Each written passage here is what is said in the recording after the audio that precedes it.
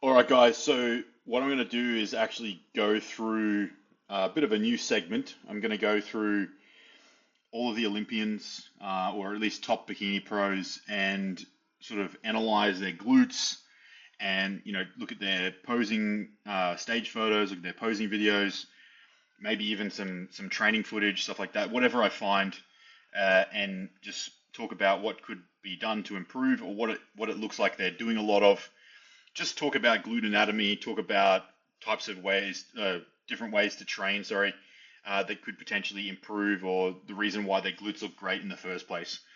So I'm actually going to start with Ashlyn, who was second this year at the Olympia.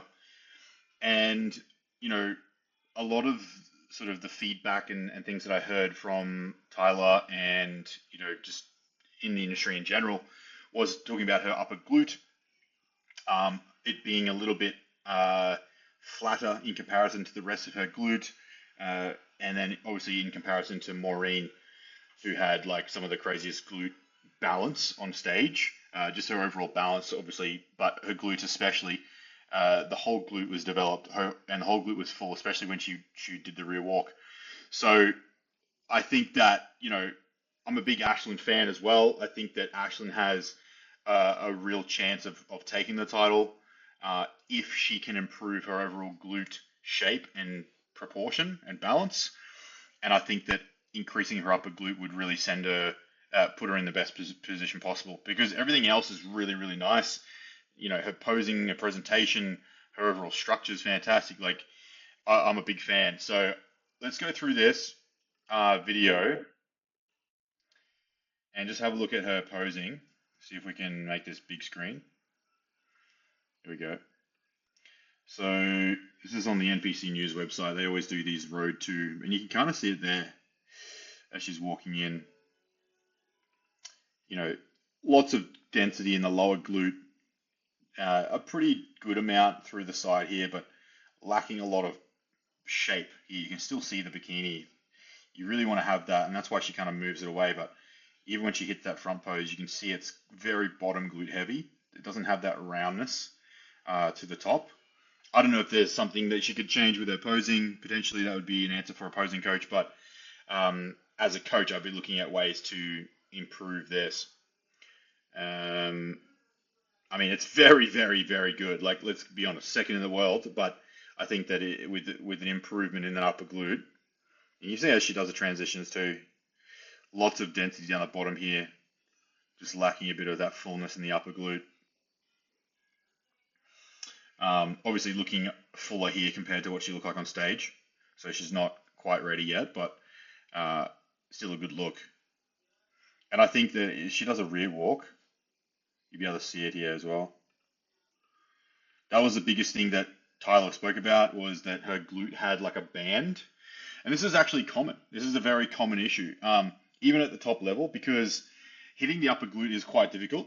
A lot of people do it the wrong way. They think that, abductions is the only way to do it. But it's actually, I'll talk about it in a second, but there's actually a specific way of doing your glute exercises that's going to prioritize the upper glute, because we'll look at the actual anatomy of the glute and then talk about the exercises after that. Let's just watch this rear walk. And this is the thing. So you can't really tell as much in this photo because she's quite full everywhere.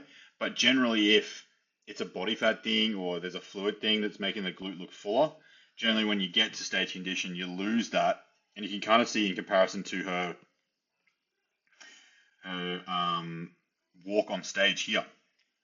You can see the glute max and you can see the glute medius. It's literally the separation between the two. And we don't want that in bikini. We don't want to have separation anywhere on the glute. We just want it to be one full muscle. And if you look at the actual anatomy, it's exactly what we're seeing here. We're seeing the glute max and the glute med, just literally a separated line between the two, right? So we don't want that in bikini. If there's a way that you can walk to maintain the fullness, that's what we're looking for. But I believe that it's an issue of just not having enough development there, so that in comparison to the glute max, which is very full and round, you've got a flatter looking muscle above that. And you can kind of see that in the rear pose, not so much in this video because she is a lot fuller here. and may have just done a workout. You never know what the issue is there, but even just like little tiny glimpses of it as she's moving. See there, you can see like the line there, but it's not as dug out as the stage.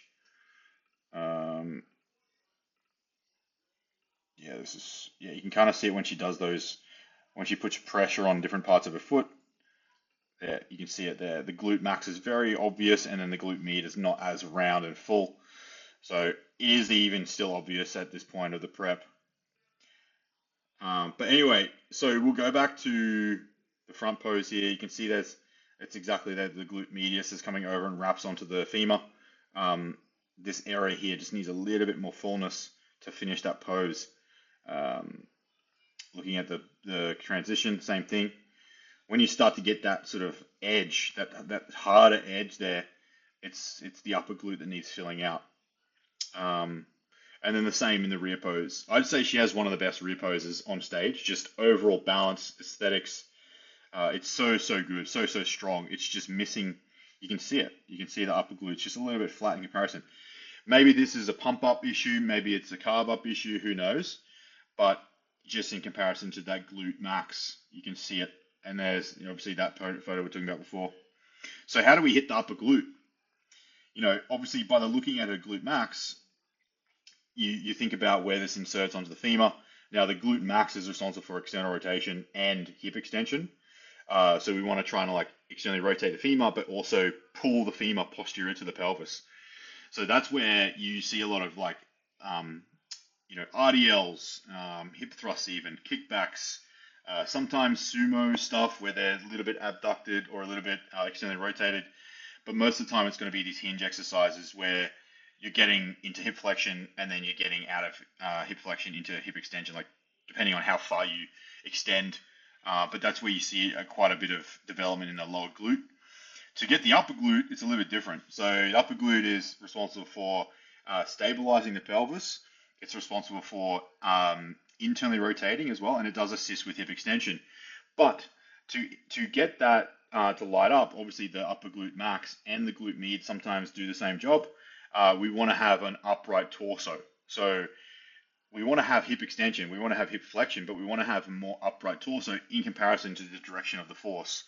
So if we're doing a step up, for example, we want to maintain more of an upright torso rather than coming all the way over. That's going to displace the tension more higher on the glutes, at least on the glute max. And then we want to have the glutes wrapping around the pelvis into some adducted position, so the knees pushing into the midline rail a lot more, pronation of the big toe, pronation of the foot, pressure on the big toe in hip flexion. So we want to have everything kind of coming around and really testing the glutes to stabilize the pelvis when we're in that position. And that's going to maximize the lengthening of the glute med and make sure that we're pressing and stabilizing through the pelvis rather than through like the quads or the lower back. Another way to work the glute med is abduction, but we want to make sure that we're internally rotating the femur while we're abducting. So we don't want to, as soon as we externally rotate, we're not working the upper glute as much, or the glute med. So you want to make sure you have that internal rotation of the femur, slight internal rotation, not too much, but you want to maintain that position to get the abduction to work the upper glute, the glute medius. So there's different ways of doing abduction. You can do them standing, seated, just depends. Sometimes you get those total hip machines, and you can work it that way. But it's really making sure you get that stretch across the body as much as you can, and then abducting with a little bit of internal rotation, a little bit of extension as well. So you're kind of coming across your body to the front and then going out behind you, but with internally rotated femurs. So that's what I would be doing. A lot more upright glute exercise like Smith squats with feet together, leg press even, feet together. Step ups would be amazing. Then you get we want to do the more lateral stretching exercises like single leg RDLs, getting that sort of internal rotation, that adduction of the femur to get this glute to stretch, the upper glute to stretch. But we want to maintain a more upright torso as much as we can when we're doing these movements. These pressing movements are going to be the best way. So that would be what I would do, and I would prioritize the glute days to to those. So I'd be starting all the glute days with that stuff and then finishing with glute max, just until at least you have that balance back again. And you can see that, without being stage ready, it's not as obvious that it's an issue. And generally that's what you see is when you get quite depleted, or at least, you get stage condition, you see the true density, you see the true muscle mass that you have, rather than it being, a post-workout pump, or like a matter of carbs, or even in some women, in some athletes' cases, like hormones are a little bit fuller, like more estrogen, like earlier in the prep, and then as you get leaner, you kind of lose that fullness look. So it could be that, or it could just simply be the fact that she needs more density on the glute med. So hope that's a little bit of an insight, and stay tuned for the next episode where I go through another Bikini Pro. Talk soon, guys.